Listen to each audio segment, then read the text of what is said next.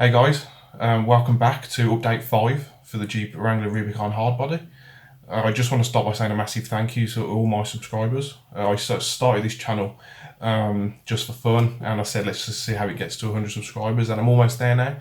So just a massive thank you to all of you that watch, all of you that take the time to comment, and if you are watching and you haven't subscribed, then please subscribe, hit the bell, and be notified of all upcoming content. So we are here today to go over the updates that I've made to the Rubicon. So let's jump right in now and I'll show you what I've done. So if you start with the front, obviously on the last update we saw the lights, but what I've now added is the side indicator lights. They are going to be on permanently. If I'm honest, it's just easier with the wiring and it means I have less to waterproof.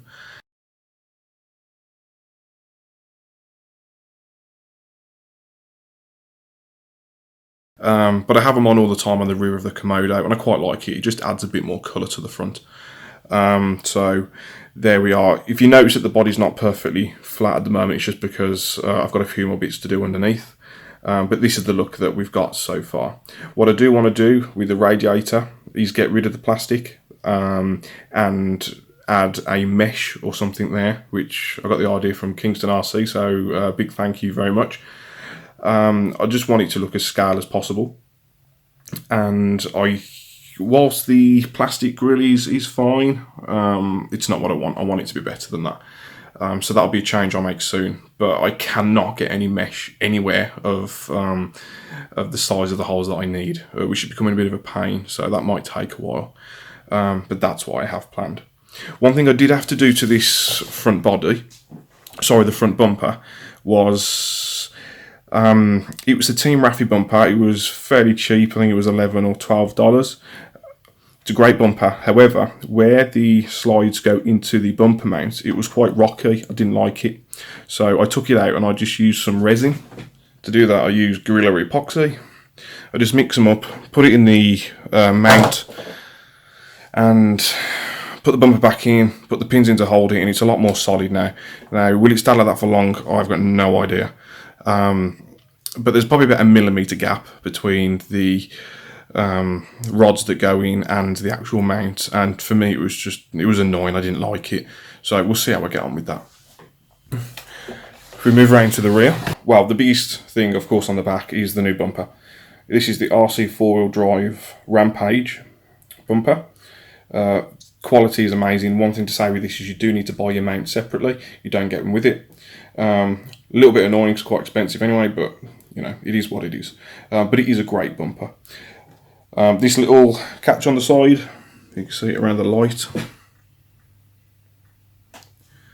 That unscrews, and the whole thing opens up. We've got a couple of little cars in the back too.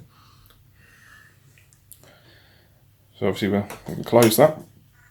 Now I must say on camera, these lights are red, but they do look a bit orange. So one thing that I don't like with this body is that on the lights, I think it's a really bad design. So you've got the red on the top, the orange, and then the white. Now you have a 3mm for the red, 5mm for the indicator, and a 3. I think the red should be on top. I think your brake light should be brighter and bigger than the indicator light. So what I've done is I've put the red LEDs in the middle, the 5mm. They do look very orange on the camera, but it is red in person, oddly. I am going to just Sharpie, so just cut around the orange on the inside to give it more of a red look. And I'm just going to put just some dead LEDs in the other spaces just for effect. The next inside, we've got some underfloor lighting. So I went with the turquoise, put a couple of LEDs, one under each floor well, and I just think it adds a nice bit of colour inside. Helps bring out some of the detail. If we pop open the door, you can see. I am going to add, of course, more detailed steering wheel, the dashboard, but for now, I'm really happy. Before I forget, actually, going back to the bumper, if I open it up, please excuse the mess. Of course, I'm doing a lot of work on this at the minute.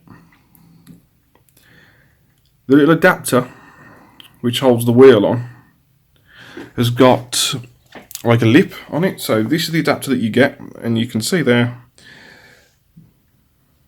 if I can get it to focus, that is what would go through your wheel, and on the other end is just a screw, and that's what actually goes through the bumper. So your wheel would go here.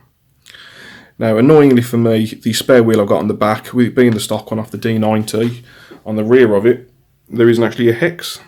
There is just a little part for the pin, which meant that in this case, I couldn't use this because I couldn't get the threading far enough to get a nut on. So I made the hole slightly larger on the back. So it's now a 2.5mm hole instead of a 2mm. I just put a longer screw through, just put a piece of plastic covering over the top, and then just a normal nut to get the wheel on, and that'll work absolutely fine. But just something to be aware of. Just consider the type of wheel that you're going to put on the back, because I wasn't expecting it. You can work around it, but a little bit frustrating when you're not getting much for your money anyway, and straight away there's things that you can't use. Another big change obviously we've got is, if you remember when we painted it, we had the solid roof. So we've got the brown roof. Now, while I do like the brown roof, I just think it hides so much of the detail from inside, and I've got other trucks as well. Obviously they all have roofs, they've all got roof racks. What I'm thinking with this is have it slightly different. Maybe have, well, clearly we've got the Xtra speed open roll cage, so I may have some fire extinguisher stuck on the back, maybe a nitrous can somewhere, put some camping bits in the back. These obviously supposed to be little RC cars, and I'll also put some accessories in the back as well. I just thought it'd be really cool to have something open where you can see the detail, just different to what I've got, and I love the look of it being open. If you need to pick them up, you can get them from RC Mart. And the part number is, there we go. Right, so under the body, let's have a look where we are. Okay, so obviously one of the biggest things you'll notice now with the body off, other than the mess of wires, which will be sorted soon, are the Xtra speed inner wheel arches. Part number for those is, there we are. And they're really cheap. I think they're about $15. A must, I think, if you're doing a scale rig. I mean, if you look at my Defender, for example, first thing you can see through the wheel arch is the servo. Not the best, I'll sort it out at some point, but you know, it made me really want to get something on this to sort it out. So we've got two batteries in there. I'll be running this on a 3S 3000 milliamp battery. I usually get about 3 hours runtime on the Defender, which weighs a lot more than this does. However, this is getting heavy now, but they're great batteries. We have a separate 2S 2200 milliamp, which will be powering all the lights. So on the back, you'll notice we have got like a flat tray to hold some of the electronics. I made this out of 0.5mm thick steel sheet,